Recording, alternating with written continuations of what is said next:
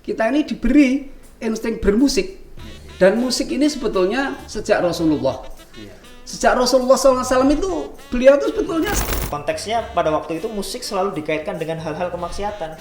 Itu terlihat dari teks-teks matan hadis yang ada dalam.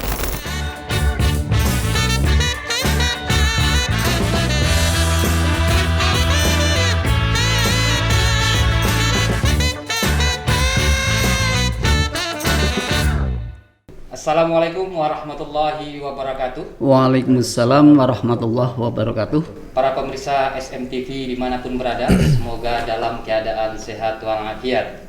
Bertemu lagi dengan saya Denny Asyari dalam program Bung Santri, sebuah program obrolan ringan tentang seputar kehidupan. Dan pada episode kali ini kita akan membicarakan sebuah tema yang tidak kalah penting dan hitnya dibandingkan tema-tema sebelumnya, yaitu seputar perspektif Islam, khususnya Muhammadiyah dalam melihat seputar musik. Dan untuk membicarakan tema yang sangat menarik ini, bersama kita sudah hadir dua narasumber, dua tokoh Muhammadiyah yang tentu yang sangat kompeten untuk membicarakan tema yang kita diskusikan ini. Yang pertama, saya bacakan narasumber kita, Bapak Nahrawi Arifin SPD. Assalamualaikum Bapak Nahrawi Arifin. Waalaikumsalam warahmatullahi wabarakatuh. Bagaimana kabarnya Pak? Alhamdulillah, sehat. Sehat walafiat. Alhamdulillah. Nah, Bapak Nahrawi Arifin ini merupakan salah satu pengurus dari Majelis atau lembaga ya seni budaya dan olahraga ya atau LSBO, pimpinan pusat Muhammadiyah. Dan beliau tentu adalah tokoh yang senior yang tentu banyak akan mengupas nanti, mendiskusikan bagaimana persoalan musik ini di lingkungan Muhammadiyah. Dan yang kedua, narasumber kita adalah seorang tokoh muda, ustadz muda ya, yang pengetahuannya, jangkauan ilmunya yang sangat luas. Dan beliau adalah Ustadz Niki Alma Febriana Fauzi STHI MUS ya. Assalamualaikum Ustadz. Waalaikumsalam Mas Denny. Saya manggilnya Ustadz Niki saja. Ustadz Niki. Sekarang sudah clear kalau Ustadz Niki ini laki-laki. Kalau di media sosial kemarin sempat clear.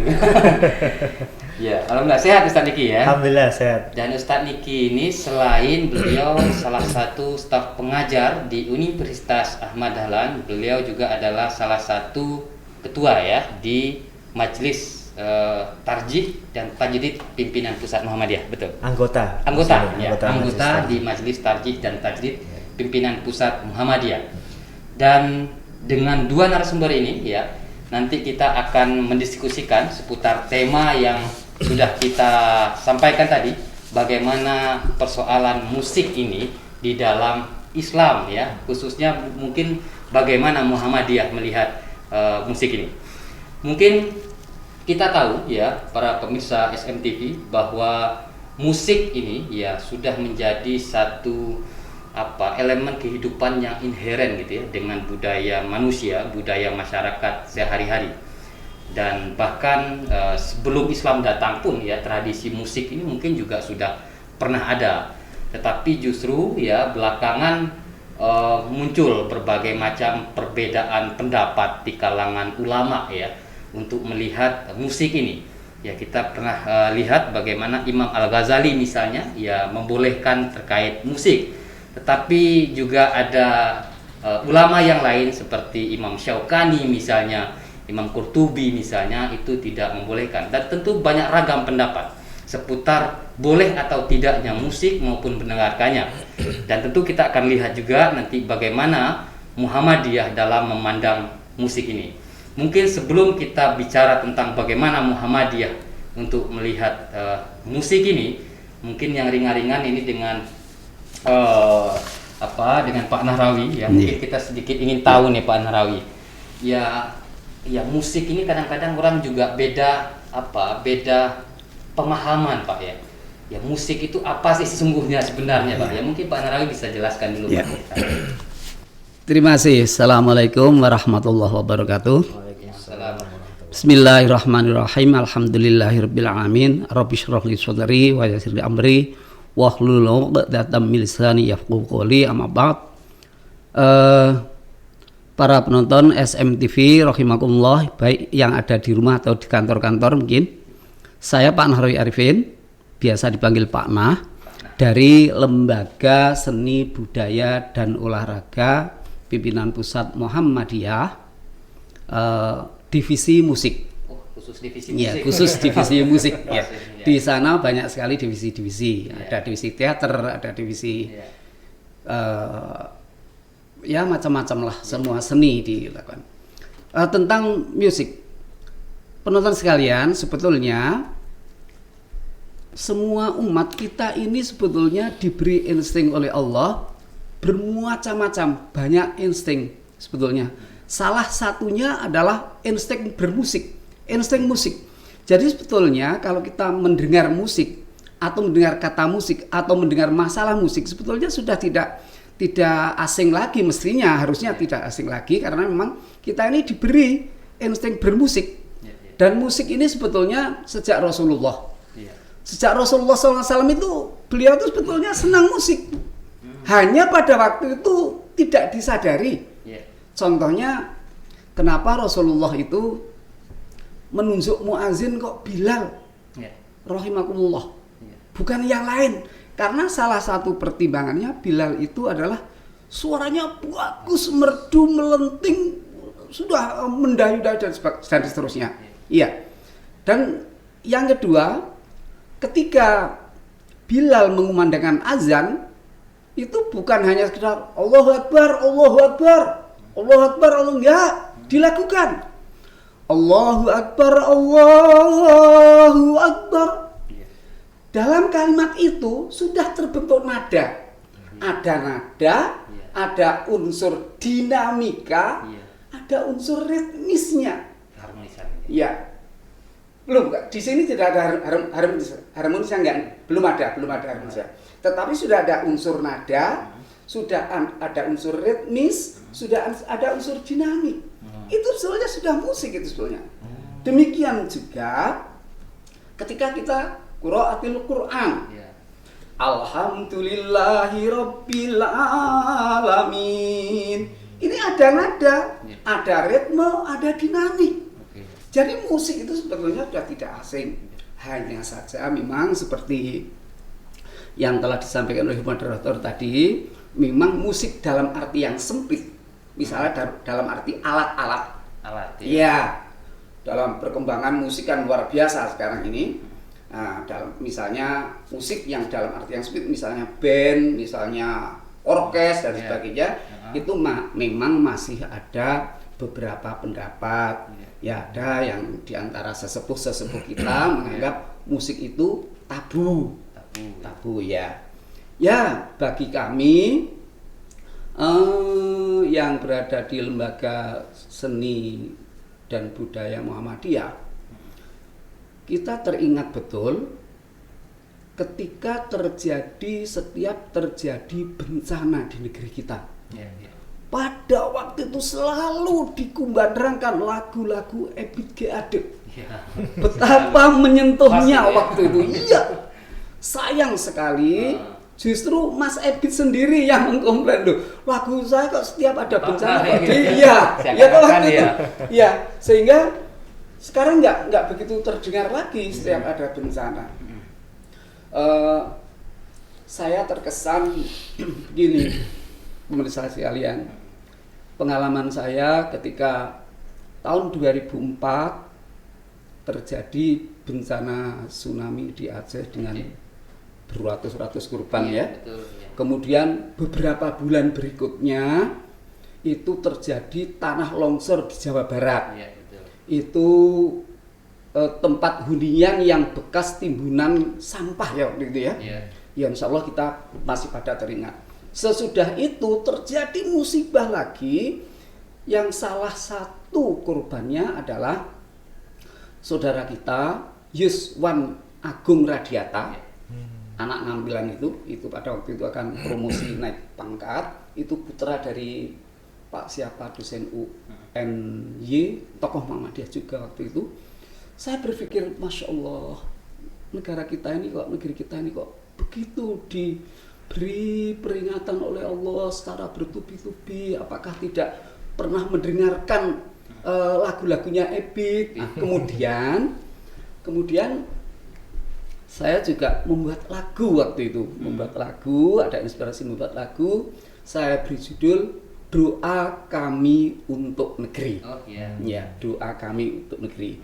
Ku sujudkan padamu Tuhan, setulus hati doa kami panjatkan, curahan kasih dan kemurahan-Mu. Nah, lagu ini saya ciptakan tahun 2004.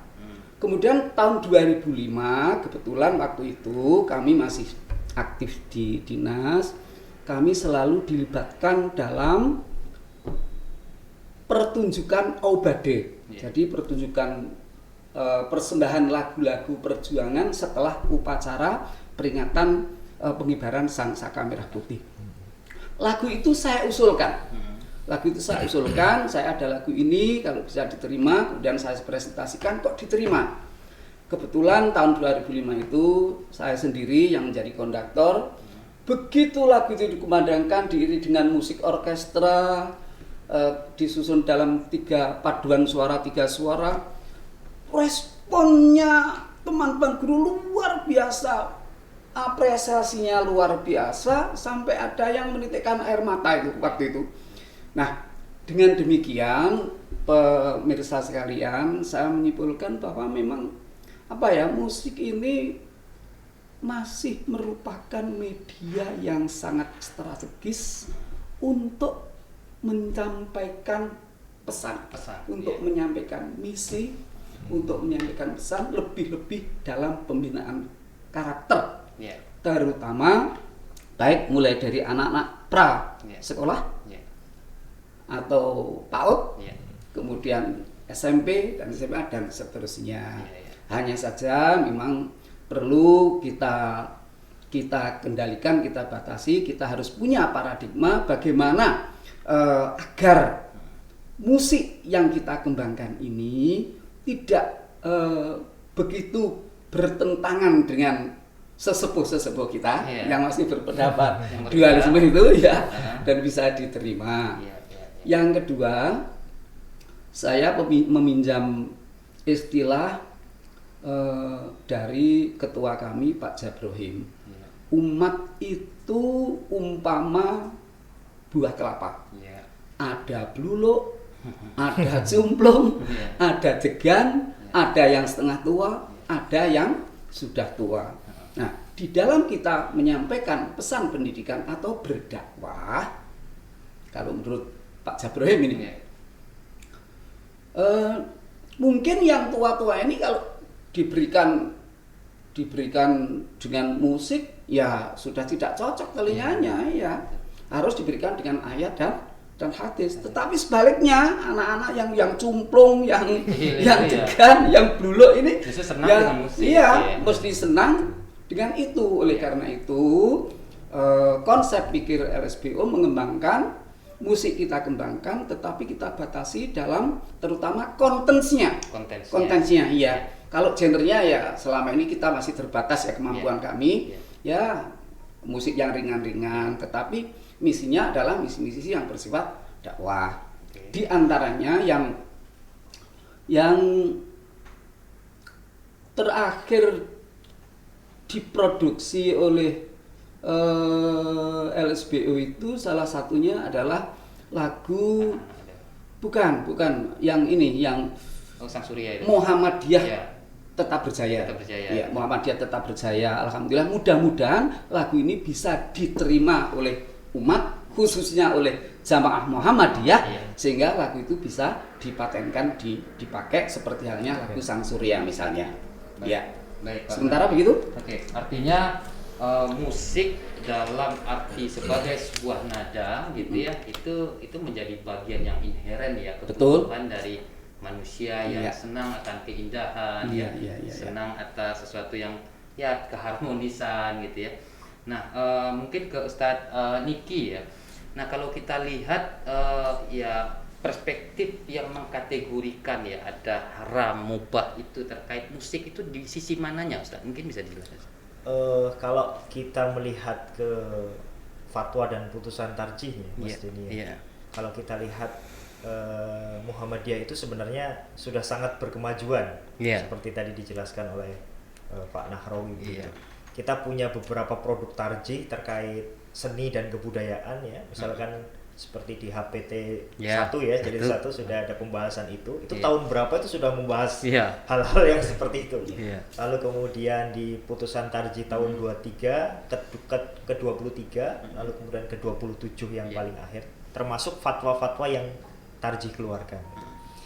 Kalau dari aspek mubah dan haramnya, sebenarnya di sana tarjih itu menjelaskan secara kategorisasi, ya. Kalau musik itu mendatangkan keutamaan, mendatangkan manfaat, mendatangkan kebaikan seperti tadi dijelaskan oleh Pak Nahrawi, itu dalam putusan tarjih dijelaskan sunnah. Oh, malah sunnah.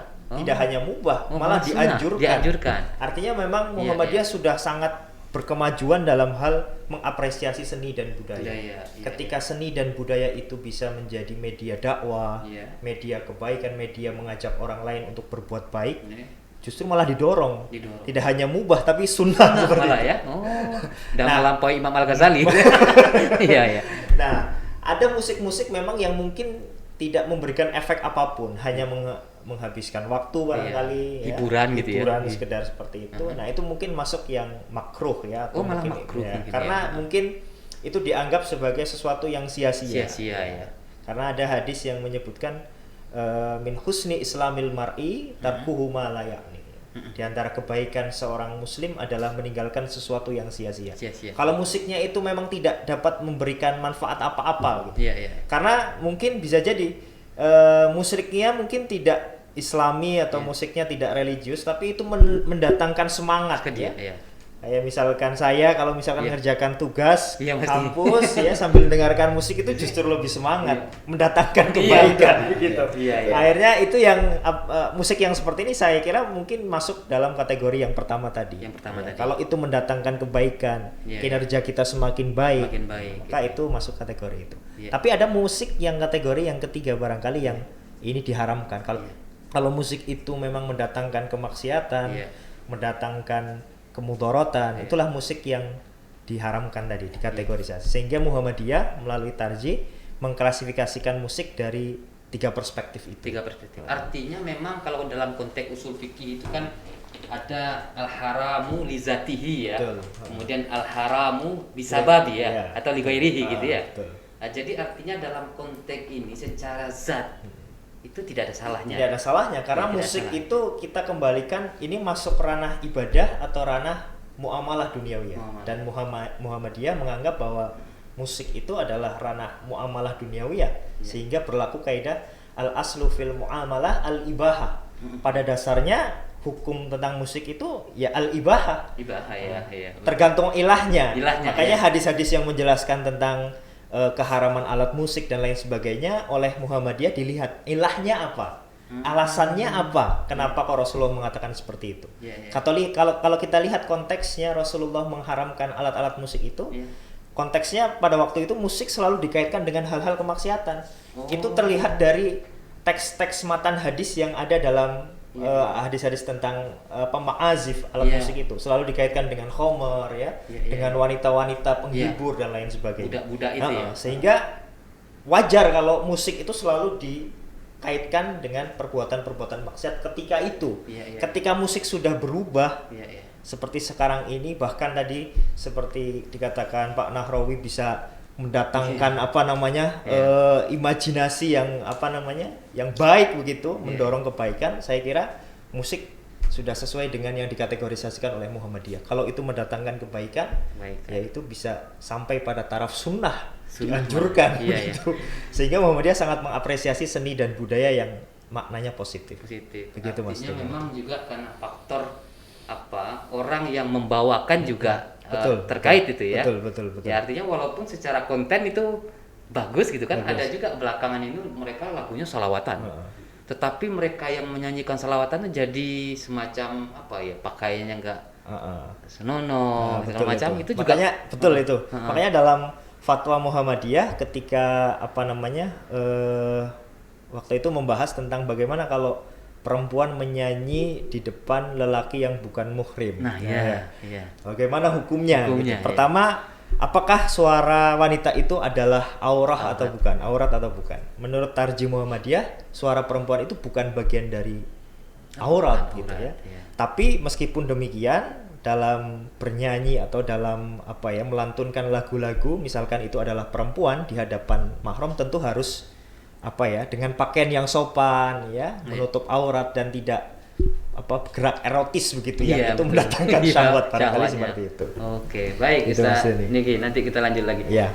Pak Nahrawi, ya terkait dengan pengembangan tradisi musik ini di Muhammadiyah ya, selama ini karena Pak Nahrawi juga di bagian divisi musik tadi, ada tidak kira-kira kritik gitu ya dari kalangan warga gitu yang melihat seni musik ini itu bagian dari ya mungkin seperti tadi yang disebutkan, ini nggak boleh, ini haram selama ini, sehingga ya dalam implementasinya ya cenderung ada perlawanan gitu. Iya.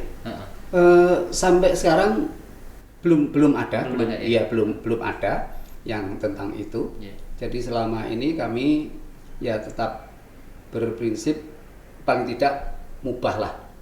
Iya, paling tidak mubah. Tetapi sangat penting.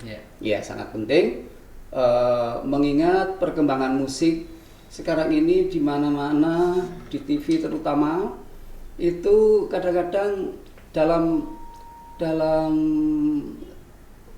event-event festival atau anak-anak kecil kadang dipaksa untuk menyanyikan lagu-lagu yang mestinya bukan yang mestinya itu. Kemudian di TK-TK ini masih berkutat pada lagu-lagu yang lama yang mestinya dengan sesuai dengan perkembangan sekarang, LSPU memandang wah kita harus bisa menciptakan lagu-lagu yang futuristik.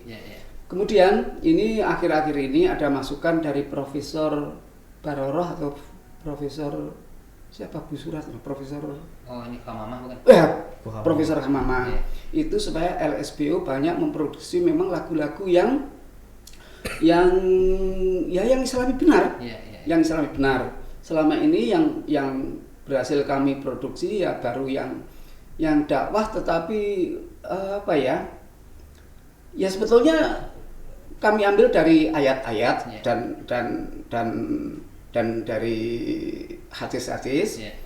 Hanya saja kami belum mampu menyampaikan secara harfiahnya. Iya, jadi berprinsip pada itu tadi, bagi umat kita, jamaah kita yang cumplung, yang buluk ke bawah ini kan masih belum mampu atau belum butuh ayat-ayat ini.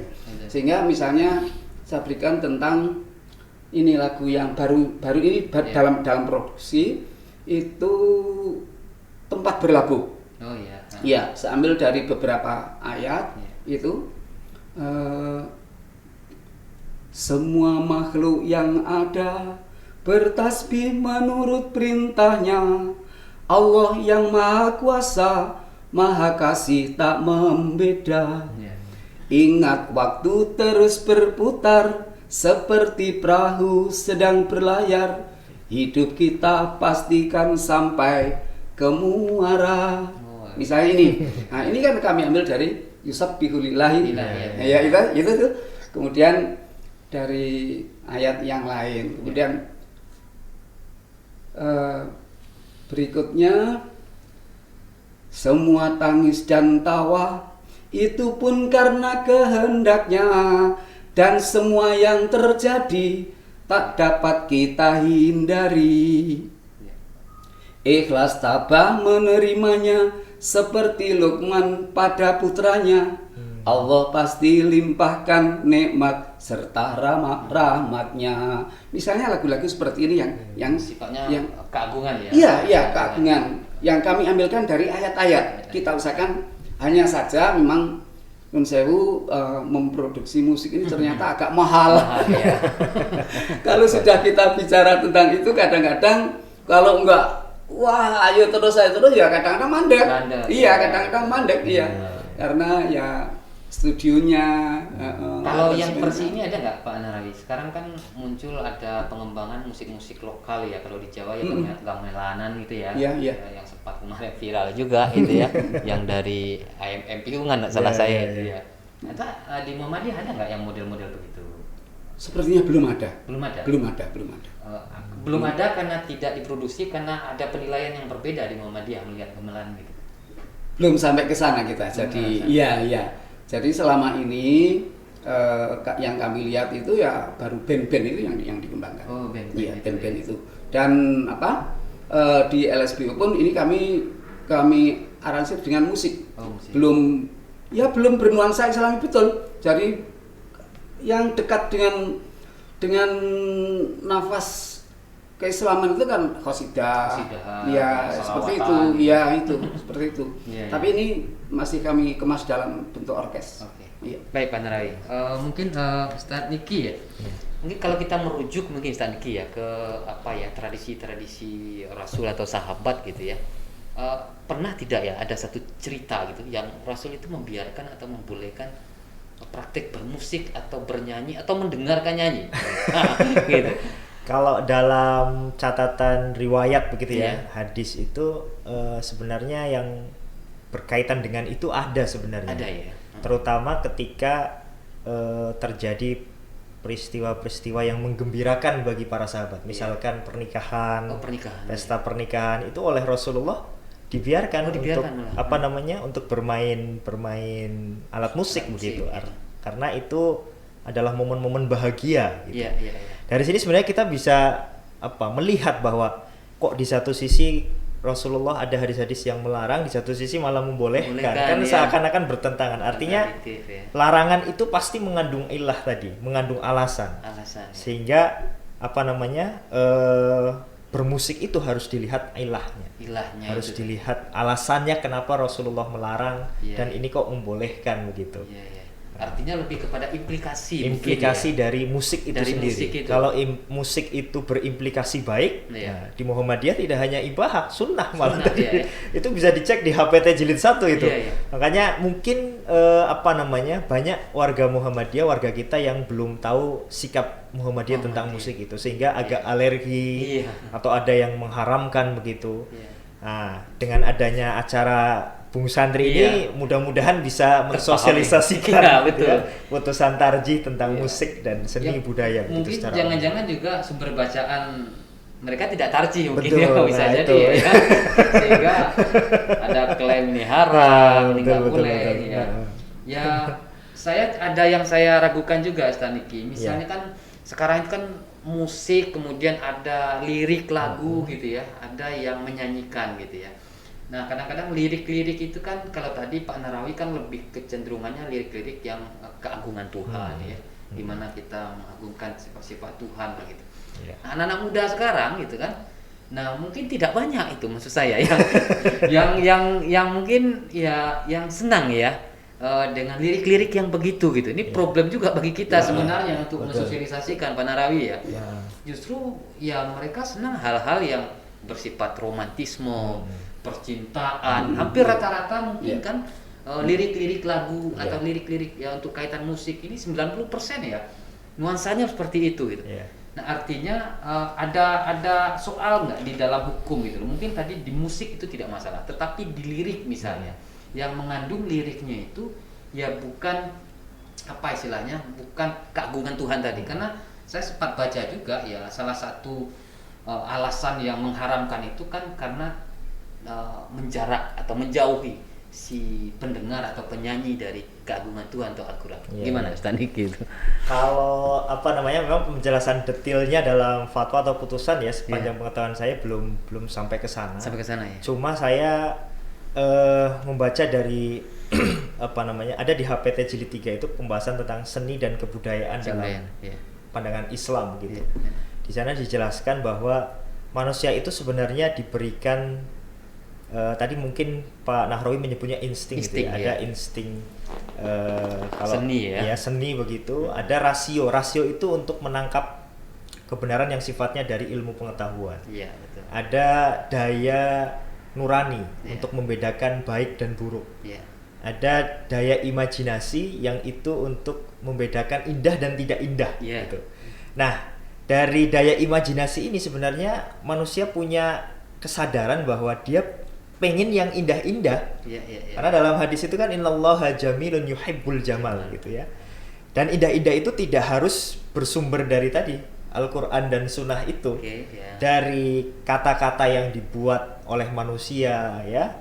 Dulu makanya orang-orang Arab itu banyak yang pandai bersyair, dan kemudian banyak yang tertarik karena itu manusiawi sekali. Orang mendengarkan sesuatu yang indah-indah romantis itu kan manusiawi sekali. Mas Denny misalkan dipuji oleh istri atau dengan apa namanya bahasa yang romantis, tentu akan sangat senang ya, semangat untuk pulang ke rumah itu lebih ada mencari rezeki lebih semangat. Termasuk dalam hal ini menurut saya adalah dalam bermusik. Ketika musik itu meskipun tidak terinspirasi langsung dari Quran dan Sunnah, tapi mengandung kata-kata atau kalimat-kalimat syair-syair yang itu mendatangkan kebaikan implikasinya, menurut saya it's okay gitu, Mas Denny, tidak masalah. Ya, ini juga perlu menjadi sumber lah ya bagi pemirsa SMTV ya, karena persoalan musik ini ya tidak hanya terkait dengan ya tadi ya musiknya, ada alatnya, ada caranya, termasuk implikasinya.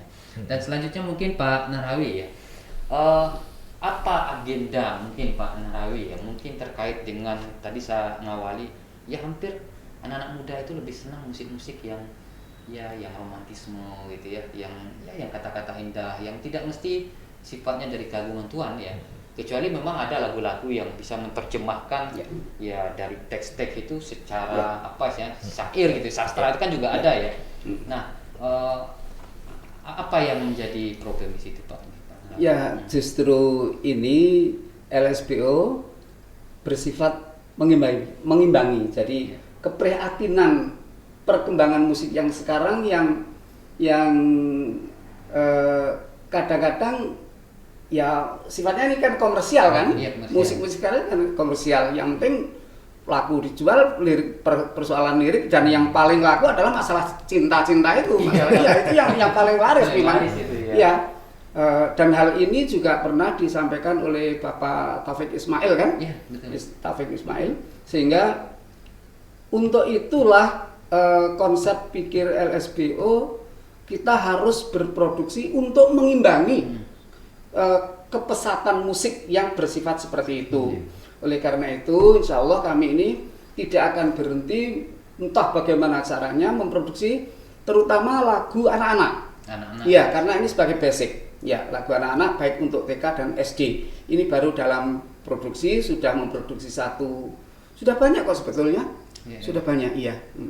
Tinggal media kita untuk sosialisasi saja yang kurang. Cuman itu ya terus terang terbentur pada biaya itu, produksi itu. Karena memang mungkin bisa jadi karena di Muhammadiyah kultur kita di dalam seni juga baru-baru ini juga ya Pak. Enggak juga Pak?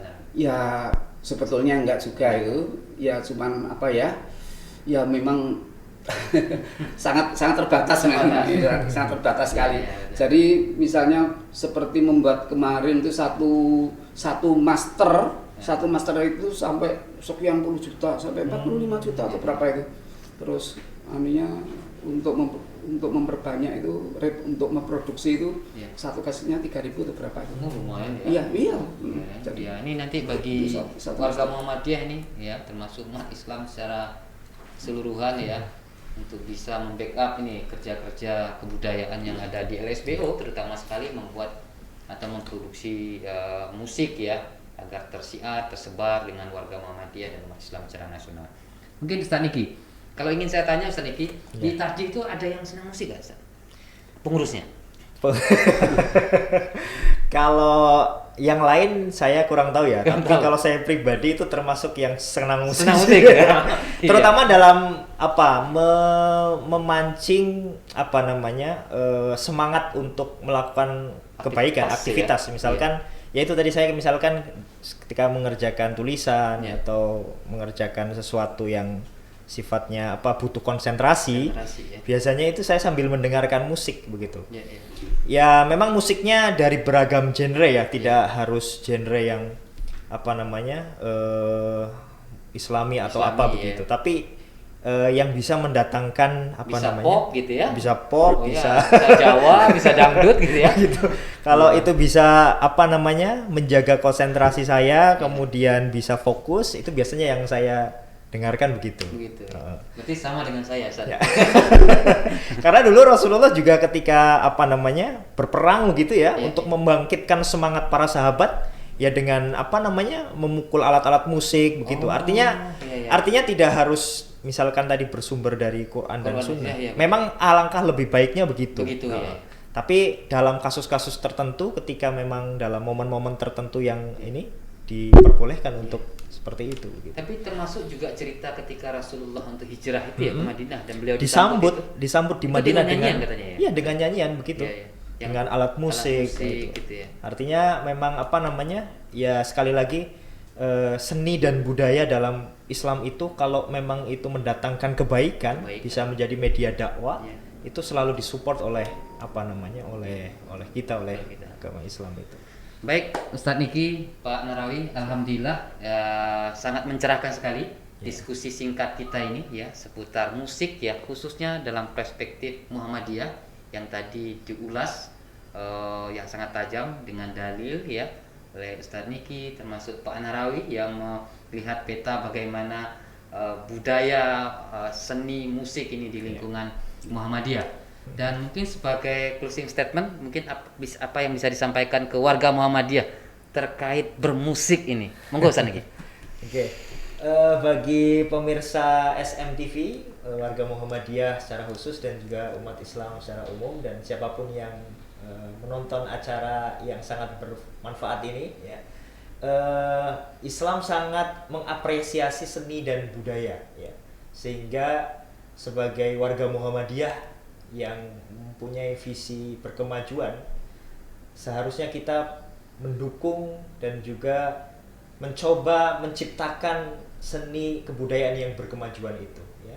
Di Muhammadiyah sudah ada LSBO dan juga unit-unit yang lain yang mencoba untuk menciptakan itu, dan mari kita dukung bersama sehingga Muhammadiyah bisa lebih mengapresiasi seni dan budaya. Gitu. Baik, Ustaz Niki. Mungkin Pak Narawi ada closing statement yang bisa disampaikan? Ya, sejalan dengan Ustadz Niki. Jadi dari LSBO tidak lain adalah hanya mohon dukungan saja. Jadi kami insya Allah tidak akan bosan, tidak akan berhenti untuk memproduksi lagu-lagu yang sifatnya ya untuk membentuk karakter, untuk bersifat dakwah, dan ya mudah-mudahan bisa berjalan terus, hanya gitu aja. Ya.